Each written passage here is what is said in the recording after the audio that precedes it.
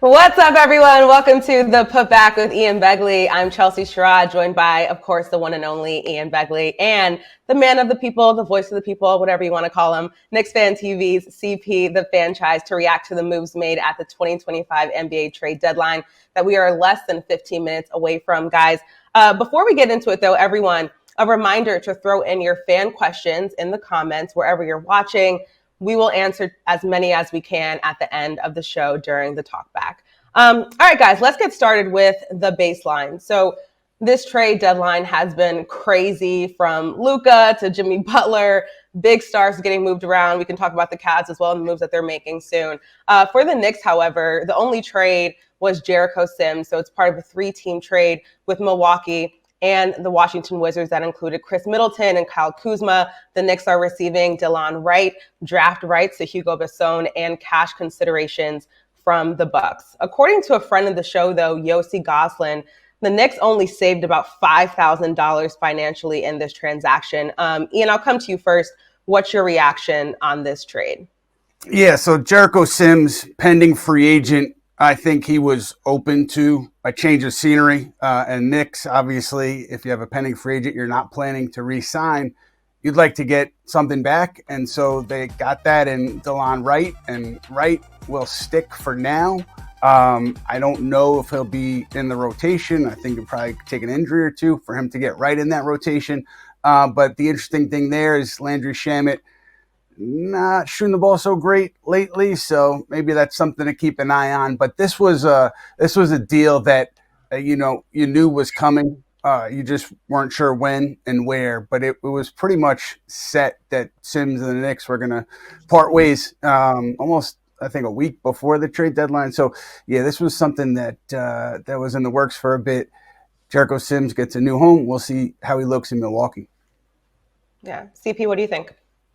Yeah, I agree with Ian. I think this was a separation that was the most likely, as Ian has reported weeks ago, and also, Sims's camp kind of looking for him to have a fresh start elsewhere, and so it was expected. I was just a little bit disappointed that the Knicks couldn't pry a wing out of this trade. However, with Jericho Sims at his $2 million contract, this is pretty much the 12th guy in the rotation. Really wasn't impactful in his few years here with the Knicks. So you can't really expect much in return.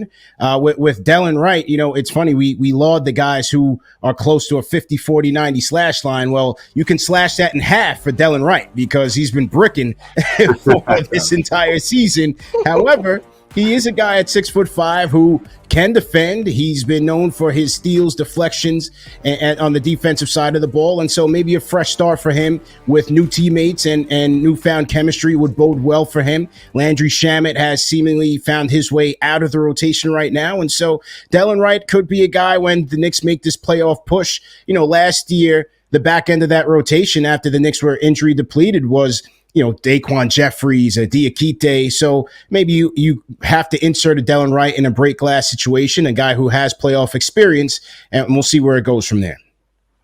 Yeah, definitely. Good points made by UCP. Jonas Valanciunas was a name that, Ian, you've mentioned in connection with the Knicks a bunch during this trade deadline. He ended up getting dealt to the Kings for CD Sissoko and 2 future second rounders. Do you think that the Knicks should have been more aggressive here, Ian? No, I think it was just about Mitchell Robinson there, right? Like if they didn't have confidence in Mitchell Robinson and moving forward this season with Mitchell Robinson, then they were going to go after Jonas Valanciunas. But clearly, with everything that we've seen, I don't see a Mitchell Robinson deal happening in the next 8 minutes. We've been talking about it for a couple of days now. So because of that, there was no need for them to go after Valanciunas, who's under contract for a couple of years after this one. So I thought that what happened there was appropriate given their approach on Robinson. Yeah, CP, I kind of want to get your thoughts too, because a lot of people thought that once, the news came out about Mitch being cleared for contact, that he could have been a potential, trade chip for them to use. Do you think that the Knicks should have been more aggressive in potentially getting Valanciunas to come on board?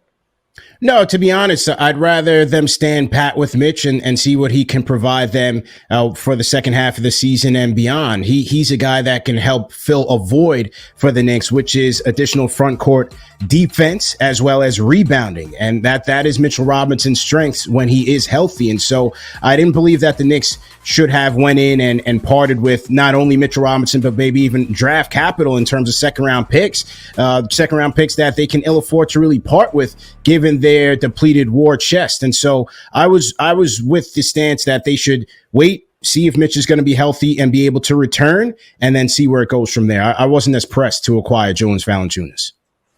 Yeah. All right, 6 minutes left until the deadline hits. Let's go around the league a little bit. One of the biggest trades that we've seen so far has been the Jimmy Butler trade, or, Miami sending him to Golden State. The saga, we've been talking about it obviously for the past couple of months. There were some rumors that Kevin Durant could potentially go to Golden State, but Jimmy Butler is there now. This brings Andrew Wiggins to the Eastern Conference. CP, on Twitter, you tweeted, "I like it." Can you elaborate on this? Yeah, from a Golden State standpoint, Stephen Curry, he had went to management and said, hey, don't overextend yourself here to extend this championship window. And so I believe where they were with Andrew Wiggins and the young players, they weren't going to be in position to contend in the Western Conference. And so if they're going to go forward with Stephen Curry as his contract nears expiration and they're going to go forward with Draymond Green, then I thought the Butler deal was a good deal for them to roll the dice and see what happens there. They didn't have to part with Kuminga or Trace Jackson Davis or Pods. And so now they have these guys. Yes, the spacing might get a little bit difficult. Yes, they are aging, but hey, leave it to Steve Kerr and see what can happen there. But, the extension for Jimmy Butler was quite large. I mean, 2 years, $121 million, but that's a price you have to pay in this era of the market. And so Miami's certainly gotten stronger. They've gotten more depth. They also traded for Davion Mitchell in a separate trade with the Raptors. And so defensively, I think they're going to be stout, but it was time for both sides to have a divorce there. And then on top of that, once the Phoenix trade kind of bottomed out in terms of their pursuit of Jimmy Butler, I thought that Golden State was going to be back in the driver's seat, and they went and pulled the trigger. Yeah, definitely did. Ian, what do you think about this trade, Jimmy Butler going to Golden State? How much better did the Warriors get, so to speak, with acquiring him? They got better, I think, because Butler's going to be motivated. He was looking to get paid, and he did get paid. And so I do think that they did get better. But from a Knick perspective, Miami, what are they going to look like now with Wiggins? And I assume they keep Kyle Anderson. So that's where I go with this trade is what does Miami look like? They had a disengaged Butler. Now they'll have, two players who we assume will be very engaged here. And so does that improve them? Does Tyler Hero, take another step now that Jimmy's fully out the door? That's what I'm looking at if I'm the Knicks in the wake of that Butler deal. Yeah, we do have some breaking news. This is coming from Shams Charania. The Grizzlies are trading Marcus Smart, veteran guard, in a 2025 first rounder to the Wizards in a multi-team trade that sends 2 second rounders to Memphis. Memphis creates more roster flexibility with this move. Ian, what's your initial reaction to this news? I'm so sorry. I just had to answer a text here. That was Marcus Smart. And so a lot of teams had contacted the Grizzlies on Smart. They've been in touch with a lot of teams. I think part of this was with Smart under contract for next year. The Grizzlies, they want to re-sign Santi Aldama, and they have Jaren Jackson Jr. contract extension coming up here. He'll be eligible this summer. So I think that was part of the motivation there in Memphis, was to try to get off that last year in Marcus Smart's deal. So they did get that done. And I'm sorry. And yeah, that was a piece of business that they were looking to do ahead of the deadline. Obviously, they get it in right before the deadline hits. Yeah, CP, what do you think, acquiring a veteran guard like Marcus Smart does for a team like the Wizards? Obviously, there's a lot of moves being made, but Marcus Smart is, he's very experienced. He, is very lively. He definitely likes to speak his mind. He's a dog. What do you think that could bring to Washington? Yeah, just having an adult in the room, I think, can certainly help for a young player like an Alex Sarr, the number 2 pick. The Wizards, the worst team in the league. Hey, maybe they go out and get in the Cooper Flag sweepstakes. We'll see what the results are of the NBA draft lottery. So I think having a guy there who is battle tested, has multiple years of playoff experience, and so if the Wizards do choose to keep a Marcus Smart, he can kind of help be that extension of the coach and kind of get that locker room together, because you don't want to have a roster just full of young players who were picking up losing habits. You want a guy who has won before and a guy that can get these guys together. They do have some good young players. I like Koulibaly. I like Alex Sarr. The Kispert, I like him coming off of the bench for that team. And so they do have some good young players. They just need to round that out with some vets to make that next push. You take a look at what the Houston Rockets have done this year under the leadership of Ime Udoka. This was a roster full of lottery talent, but they go out there, they get a Fred VanVleet, they get a Jeff Green, they get Dylan Brooks, and now this team is really starting to emerge as a respectable conference contender.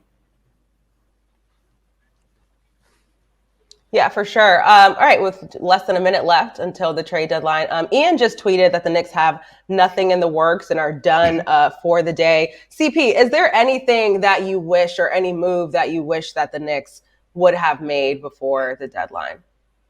Yeah, as I said, if they could have pulled a rabbit out of the hat in a Sims deal, one of the deals that everybody had liked, just from a prospect standpoint, was maybe going after Javonte Green from the Pelicans, if that was even an option available to the Knicks. I think the Knicks they need a wing to go into the second half of the season and beyond. OG Anunoby, I believe that the Knicks should look into putting him on some sort of limits restriction to make sure that he is as fresh as possible for the playoffs. You want the dog ready to go in April and beyond. And so I think getting a wing in here who can log minutes, who can play tough, physical defense would really bode well for the Knicks, but they were unable to do so. But also I think Knicks fans have to understand that the expectations as it related to making a move at the deadline were very low. The Knicks don't have much assets to work with. And so it may take another offseason cycle for this team. Maybe they get more money in terms of an exception that they can sign a better veteran. Maybe they pull a rabbit out of the hat with the second round pick that they have. I believe that belongs to the Detroit Pistons in the draft, and they can get a big man or a wing there. So it's going to take a little bit more time for this Knicks to round out their depth. So now maybe they look to the buyout market. Is it a Torrey Craig? Is it a TJ Warren, a Chuma Okeke from Westchester? We'll have to wait and see there. Yeah, I know they're hoping that they're not without OG Anunoby for an extended amount of time. I did mention Kevin Durant a little bit ago. Ian, I just want to get some more from you on this. I know that, KD didn't request a trade, but there obviously were the rumors of a potential return to Golden State that he shut down. What more can you tell us about that? Yeah, I was told that the Mavericks were very aggressive as recently as Wednesday, trying to find other teams to get involved so they can make the math work and bring Kevin Durant to Dallas. Obviously, nothing coming to fruition there. And then, there was a moment there where it looked like maybe it was going to be Durant for Butler, but Miami, I was told, couldn't get to where the Phoenix Suns wanted as far as a package to return Durant. And it's just, you don't see this a lot, right? Where the star player, unless he asks for a trade, is being openly discussed in trade. So look, depending on what happens with Phoenix the rest of the way, if they don't reach their ultimate goal here, you have to assume that Durant's going to be popping up again in talks in the offseason. So just fascinating week here with Kevin Durant and the Suns. Yeah, absolutely. For now, he stays in Phoenix. Okay, so the trade deadline has officially hit. We are just going to continue to talk about some of the deals and trades that have happened today. One of these deals, though, that I think has kind of put things into perspective for us, especially as we talk about the Eastern Conference, is the trade between Atlanta and Cleveland. So the Hawks trading DeAndre Hunter to the Cavaliers for Karis LeVert, George Niang's 3 second-rounders and 2 pick swaps.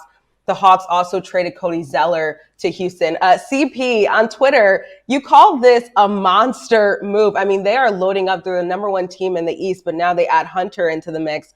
What else can you tell us about your thoughts on this deal?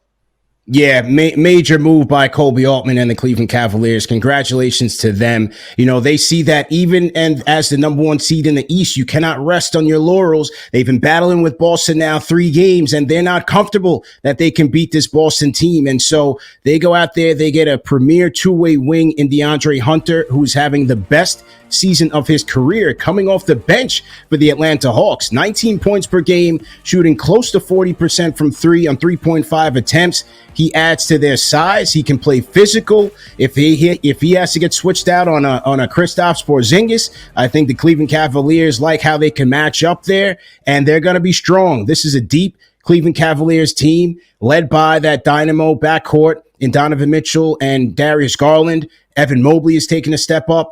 Jared Allen has always been steady, and so Cleveland just got much more lethal, and that is going to be a problem for the Knicks. DeAndre Hunter has been a career Knick killer, and so, hey, Cleveland has just gotten better. This was a tremendous trade for them.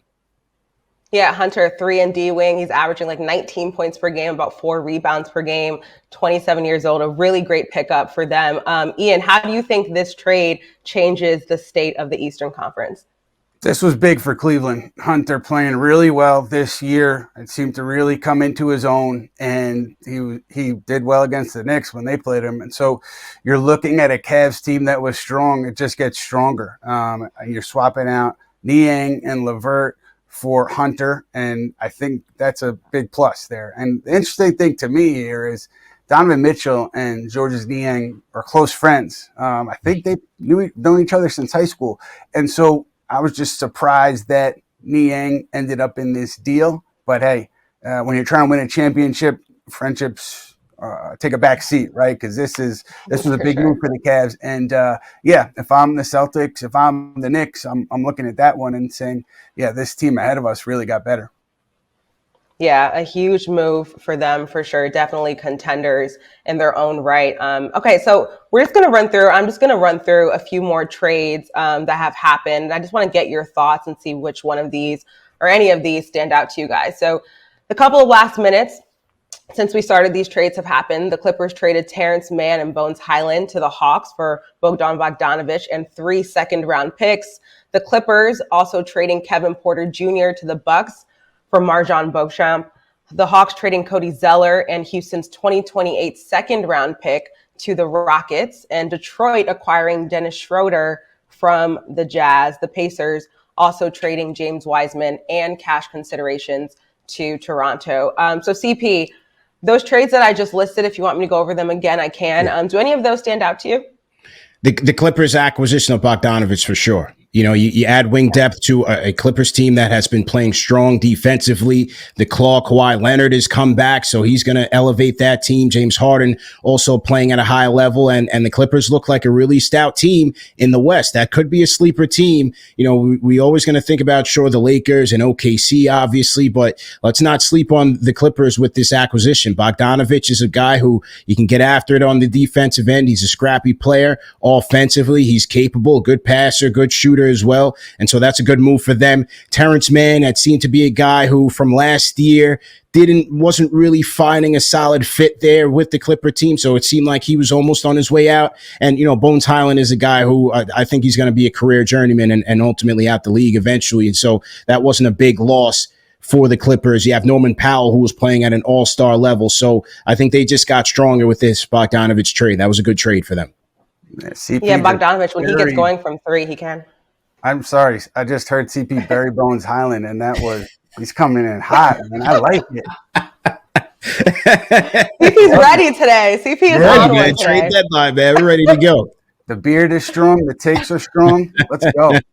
Let's go, man. Ian, do any of those trades that have happened over the last, few minutes today, do any of those stand out to you? I just look at Atlanta big picture, right?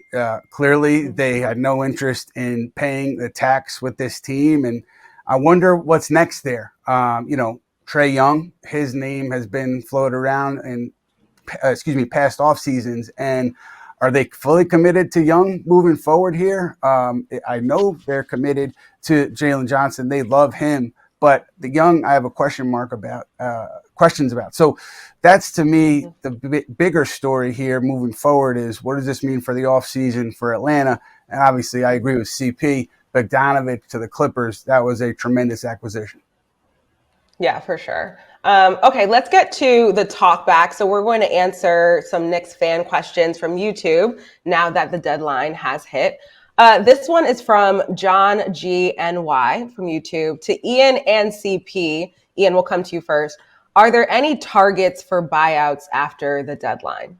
Yeah, I want to note first here on the buyouts, the Knicks, they cannot sign a player who was making $12.8 million or more with their previous salary because they're a first apron team. So, a guy like Marcus Smart, if he were to get waived by the Wizards, the Knicks do not have the ability to sign him. The one thing that I'm keeping an eye on with that 15th roster spot, March 1, I think, is the date where the Knicks will have enough room to fit a prorated veterans minimum salary into that under that second apron. And I know that TJ Warren had impressed them in camp, and I think he's continued to impress them by going down to Westchester and being with those young guys in the G League and really being a servant to them, as Josh Hart has said that he is to these starters. I mean, to have a veteran down there is so valuable. So I would keep an eye there in terms of where they might look on the buyout market. I don't know. Let's see who gets bought out. Let's see. I mean, I don't know what the Nets are going to do with Ben Simmons, but I don't think he would be a target for the Knicks. But let's see. Let's let the market materialize first. And I really do think that TJ Warren will get some at least consideration for that last spot. Yeah. CP, how about you? Are there any targets on, the front of your mind for buyout? For sure. And Chicago had gotten rid of Torrey Craig earlier this week. He's a guy up on my list. TJ Warren, as Ian said, Chuma Okeke as well. Those two guys in Westchester, I think, would be good additions to this team, especially if they're already running a similar system down there. Those are guys that you can plug right in. And as I said earlier at the top of the show, the Knicks have to be very, very careful if and when OG Anunoby does come back in the second half of the season. You can't have him out there logging those major minutes. I do not think he can handle the load on a consistent night. And so they're going to need a guy who can handle some minutes and give him a spell so that he can be ready for April. That's when you want OG Anunoby at his best. And so they need to tread carefully there. But the wing position has to be a priority if they can afford it on the buyout market. Yeah, they need some added depth for sure. CP, I'm going to come back to you with this question. This one's from Richard Miranda from YouTube. Richard says, is DeLon Wright going to get minutes right off the bat? What do you think? Well, the way Landry Shamet is playing right now, certainly possible. But, the Knicks rotation right now coming off the bench until Mitchell Robinson gets back, it's going to be Precious Achiuwa. It's going to be Deuce McBride. It's going to be Campaign and Huckamania. Ariel Huckporty, he's gotten the stamp from Jimmy D. He's gotten the stamp from the boss. He's going to be logging minutes now that the simulation has packed his bags. So I think those are the guys that you're going to be looking at. It's going to be a 9-man rotation, but if needed, if they needed a guy like a DeLon Wright to get out there and, pester the opposing guards, I don't see why, he may get 5 minutes. So it's a couple minutes a night here, but, Shamet has certainly not been holding up his end of the bargain. I like his energy. He plays good defense. He can scrap, but they also need him to shoot. He's brought in here to be a flamethrower, and he hasn't been able to hit anything right now. So it's going to be interesting to see there. Yeah. Wait, is Huckamania a thing? Oh, it's definitely a thing. Yeah. Okay. Yes. I've kind of been in UConn world lately, so yes. I didn't know that was a thing, but I like it. That's good. Huckamania is a thing amongst the fan base. The merch at KnicksFanTV.com is flying off the shelves. We are sold out. Yes. Merch. Yeah, it's all out, man. So shout out to Ariel Huckporty, man, playing well. You know where to find it. Meaningful minutes. Yeah. Right, yeah. Ian.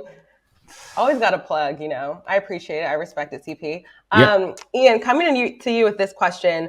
Tyler Delp from YouTube says, what was the craziest Knicks trade deadline deal you remember? I mean, the Carmelo one was obviously huge. That was a monster. And I think I was just started kind of covering the NBA regularly at that time. And it was speculated on for months. I don't think it happened right at the deadline, but it was a major, major, major deal. And I just remember the excitement in New York with that one and just kind of the the idea that he was going to join up with Amari Stoudemire and where are the Knicks going to go from here? Could they contend for a title? Obviously, we all know how it played out, but I just remember at that time the excitement in the air when that trade got finalized and in the aftermath of it. It was a fun time. That's a good one. Another deal that has been very exciting and there's a lot of excitement around was the trade for Mikal Bridges. Months later, guys, when Bridges came from the Nets to the Knicks to join some of his Villanova teammates. How do you think the Bridges trade looks in your opinion? This question is from RJ from YouTube. I'll start with you, CP. What do you think about the trade so far? Well, he's certainly settled in so far. It took him a little bit of while to get into a cruising altitude, if you will, earlier this season, getting adjusted to his new role defensively, offensively. He was a bit inconsistent, but now he's been a lot more consistent, and he's been giving this team a big lift, especially on the defensive end, where he's going to be critical for this team. Just staying attached to the ball handlers, his help defense has been much better, and then his three-point accuracy, especially from the corners, has been league leading. And so in terms of his fit with the team, he's fit in seamlessly, but you're hearing some smatters of not buyer's remorse amongst the fan base. That might be a little too strong, but especially when you consider the cost, the 5 first-round picks, and now you're seeing what some of these NBA stars around this trade deadline have been going for. The prospect of a Kevin Durant being available, Knicks fans are a little bit leery here. Hey, even the DeAndre Hunter deal just now. And so Knicks fans are a little bit on edge, given that the Knicks war chest has been severely depleted. And so it's going to be a lot of pressure now on this team and Mikal Bridges to deliver, to take this team up over the hump. Maybe not this year, but certainly next year and beyond. There's going to be a lot of pressure here. Yeah, for sure. What do you think, Ian? I think, especially with OG Anunoby sidelined right now, I'm looking at Mikal Bridges to not pick up some slack, but to be who he is and impact winning. And with Anunoby out, they need everybody to step up. But I'm looking at Bridges there, and I think he's handled things pretty well in terms of the questions, the criticism. He's come on very consistently over the past few weeks after that rocky start. And I do think that, by and large, you look at the picks, you look at what Luka Doncic got traded for pick-wise, obviously Anthony Davis in that deal, and then you kind of look sideways at the picks the Knicks gave Bridges. But one thing here is his fit in the room, his fit with this roster mattered. It's not like you're bringing in a stranger to the locker room and he has to adapt to everybody's personality. The chemistry was already there with certain guys. And so that to me matters. And I do think that, as a piece on this roster, he makes a lot of sense. And he's going to be key for them when they look at the Bostons and other teams with multiple wings. When you have to shut those guys down over a 7-game series, I think that's really where you're going to see Bridges' value, OG Anunoby's value. Yeah, chemistry matters for sure. And I think he's in the right spot. Okay, so let's get into what we learned presented by Binghamton University. Binghamton University was named the top school in the SUNY system, according to recent rankings from the Wall Street Journal and Forbes. Visit binghamton.edu for more. So 5 years ago today, the first rumor surfaced that the Knicks plan to hire Leon Rose as their new president, replacing Steve Mills and altering the future of the franchise. So evaluating the last 5 years and the job of Leon Rose so far, Leon inherited this starting five: Elfrid Payton, Frank Ntilikina, Reggie Bullock, Julius Randle, Taj Gibson. So with another trade deadline passed, Ian, I'll start with you. How are you feeling about Leon right now? I mean, look, there is no question that he has done the best job of any Knick executive, including Glenn Grunwald, who did well, and Donnie Walsh, who did well, over the last 25 plus years. There's no question. And that's, an objective statement because of what he inherited.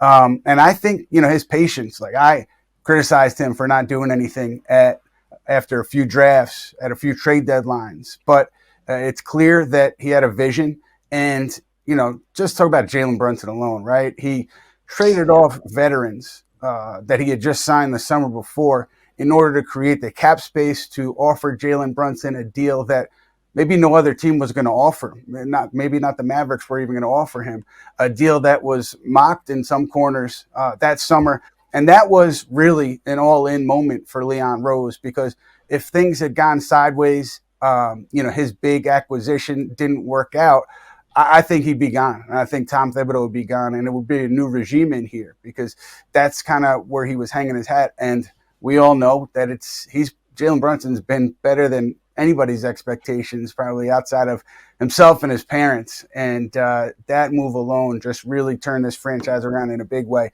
So, yeah, I don't think you can overstate how well Leon Rose has done this job the past couple of years. Obviously, still work to be done. The roster, backup center, he left them kind of naked there, so to speak. But by and large, yeah, very strong job so far. Yeah. What do you think, CP?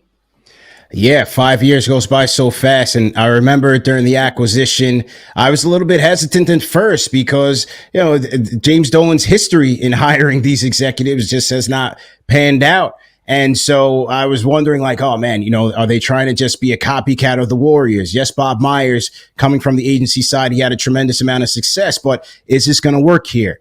Leon Rose, he has all these relationships. Who is the big player, big splash that they're going to make?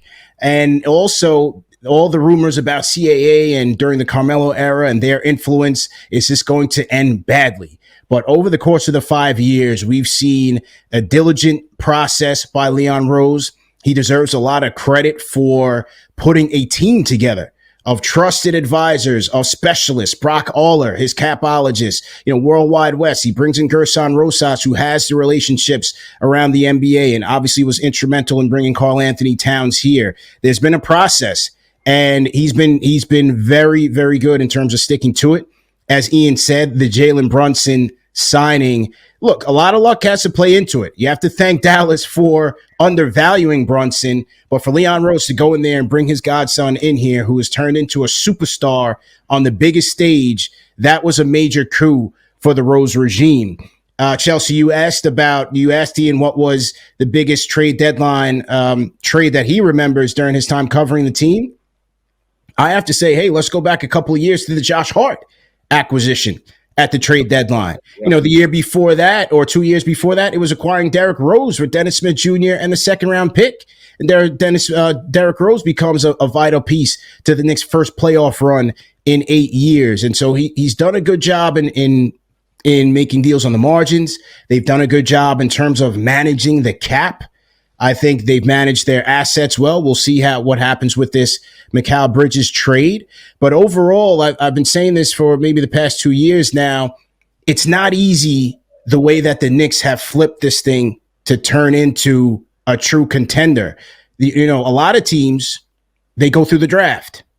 Golden State, Denver, the Celtics with Tatum and Brown. A lot of it is through the draft where you're getting these premier lottery picks. But for the Knicks, they've had to flip their draft picks. They've had to go in the free agency on the margins and put this thing together. And so far, I think they should be commended for it. They've done a great job. Absolutely. And I mean, his process has paid dividends, even if you look at where the fan base is at this point, too.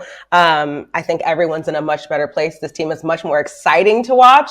Yeah. They're gritty. They play all 48 minutes of each game. And so, yes, a big testament to what Leon has done so far. Ian, how will the Knicks be evaluating this roster currently for the rest of the year? Yeah, I want to get right into that, Chelsea. But first, CP, when is your next show? My next show, we will cover the entire NBA trade deadline at 5 p.m. tonight on Knicks Fan TV as well as the NBA Report. So we'll be on at 5 o'clock tonight. Any watch parties coming up? Watch parties, yes. Knicks versus Celtics this Saturday at Clinton Hall 36, and the doors will open at 7 p.m. Free for all. They can RSVP at KnicksFanTV.com. There you go. Just wanted to let the people know. Love the plugs. Appreciate it. Sure if you're watching this, you're probably going to go watch CP anyway, but just wanted to let the people know. Chelsea, obviously, this team is built to compete for a top spot in the NBA. I want to say that it kind of looks like a second round and out team right now, just based on Boston and Cleveland and if that's where it ends and, they're competitive in that second round, but they can't get over the hump, I think that probably everything stands pat and everybody's content to move forward with the group that they have, because the core of these guys are all under contract for at least the next 2 years, I think. And then you'll have Bridges, who's going to extend. So I think that's kind of where it is. But if you lose and you don't look good, let's say you lose in the second round and you don't look good, I really don't think that the Knicks would be, averse to reshaping the roster via trade. And so I think that, yes, it certainly looks like things are kind of set in stone, that their chips are all on the table in terms of what they've done with the Bridges trade, the Towns trade. But I do think that, if the results are not there this year, or let's say next year, I don't think they'd be averse to shaking up the roster via trade. But let's see how things play out the rest of this season first before we talk about 2025 offseason. Yeah. And speaking of things playing out the rest of the season, Knicks Celtics on Saturday, just like you both mentioned. Make sure you check out CP's watch party. New York sits 2 games back of the Celtics. CP, with all the shakeups in the East, we talked about the Cavs deal with DeAndre Hunter. Is Boston the biggest threat, or do you think it is the Cavaliers? Well, I'm always a guy that's going to give the champs the benefit of the doubt until they prove otherwise. And so I still think Boston is going to deserve their respect. They've taken a step back this year. They're not the powerhouse that they were last year. They've had some dips. They've had some battles with inconsistency.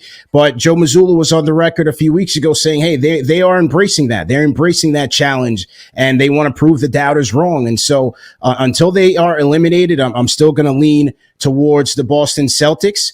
But hey, Cleveland, as I said, with this DeAndre Hunter pickup, they are a powerhouse right now. And I have to give the Cleveland Cavaliers a lot of credit, because they're another team who, just like Tatum and Brown, the naysayers were saying, split up Darius Garland, split up Donovan Mitchell.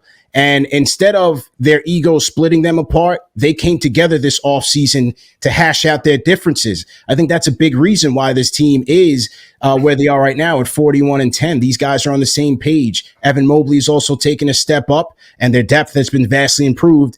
And give credit, Kenny Atkinson has been a great coach for them. So Cleveland is certainly going to be deserving of their respect. They're going to be tough. Yeah, absolutely. Ian, who do you think it is? Who do you think the biggest threat is? Is it the Celtics or is it the Cavaliers? I'm going to say the Celtics, because they've done it together and pretty much the whole group back. I think you're seeing sometimes like a hangover, a championship hangover, a malaise from the group. But I think once it's time to get going, once the lights are on, I do think they'll be very, very formidable if they're healthy. But that's really like you're picking between 2 excellent teams. So, those top 2 are going to be really tough. The Knicks are going to obviously face one of them. If they get to the second round, they're not going to be able to avoid them. So that's going to be where the big test is. I do have bad news for UCP. ESPN is reporting that Shuma Keki signed a 10-day with the Sixers. So you're going to have to cross your guy off the list, it seems like, for that 15th roster spot. That's one guy off the list. We have about less than a month to go. Let's see if TJ Warren can hang on, or if Torrey Craig is still available. But Chuma Okeke going to the Pacers. Wow. Sixers. Yeah. Oh, Sixers. Sorry, Sixers. Sixers. Yep. Sixers. Yep. Interesting. Thanks for dropping that news, Ian. All right, let's wrap up things now. I'd love to get both of your final thoughts just on the trade deadline, on some of the moves that we've seen, big or small. CP, I'll come to you first. What are your final thoughts on the trade deadline as a whole? I mean, Dallas really setting this off with a blockbuster, and Nico Harrison. I still can't. I mean, that trade had me up for like a couple of days trying to figure out what the end game is here. I mean, Ian, I called our guy Derek Harper. I said, Harp, we got to talk. I called him at like 9:00 that morning. I said, what is going on down there? Because I just could not understand why Dallas was so motivated to trade Luka Doncic. They were motivated. They couldn't even get 2 first-round picks from the Lakers. And in both reports, I know the Athletic, our guy Fred Katz covered it well, and I forgot the Kirk Goldsberry from The Ringer had both reported that Pelinka pushed back on giving up the second first-round pick because he was scared that Luka Doncic wouldn't re-sign with the Lakers. And Nico Harrison bought that and said, let's do it anyway. There's way more to the story that we're missing here with this trade. And by not giving up that second first round pick, the Lakers going out and getting Mark Williams from the Hornets was a big deal. That's a fantastic trade for them at the trade deadline. So I think they're one of the big winners here. Yeah, they wanted their big man and they got him. Ian, what are your final thoughts? CP, I think, hit it on the head with the Lakers stuff. That trade obviously is going to reverberate around the NBA for years to come. But I'm looking at something that happened today from a Knicks perspective with that Cleveland trade. And, you don't want to lose Karis LeVert. You don't want to lose Niang. But to get a player back in Hunter, who, again, having a very good season, and to get him back, get him ready for this playoff run, he should be all set by the time April rolls around. I mean, that's a big time addition for a team that was obviously already rolling. And to me, if you're looking at it from a Knicks perspective, you start there because, that's the team that you're going to be chasing. But with the Knicks, to me, it all started with Mitchell Robinson and the idea that, if they weren't confident in where he was, maybe they'd have to move on or look elsewhere. And so, we've learned that they are confident in Robinson for this run here. Exactly when he will be back, we'll find out more details as they're available. Still has some hurdles to clear in practice. I expect that we'll be up there at practice tomorrow, so we'll have more information then. But he'll be back on the floor at some point if things go smoothly, and that's what the Knicks are banking on here, a healthy Mitchell Robinson. And to me, that's the X factor for this season and the postseason is where can he be, what can he do for you? Yeah, definitely can be a determining factor for sure. All right. Thank you all so much for joining us on the Putback with Ian Begley. The next show is Thursday, February 13th at 1 p.m. Make sure you all are there. For Ian Begley, CP the Fanchise, I'm Chelsea Sherrod. Thank you so much for watching our trade deadline special, and we will see you guys on Thursday.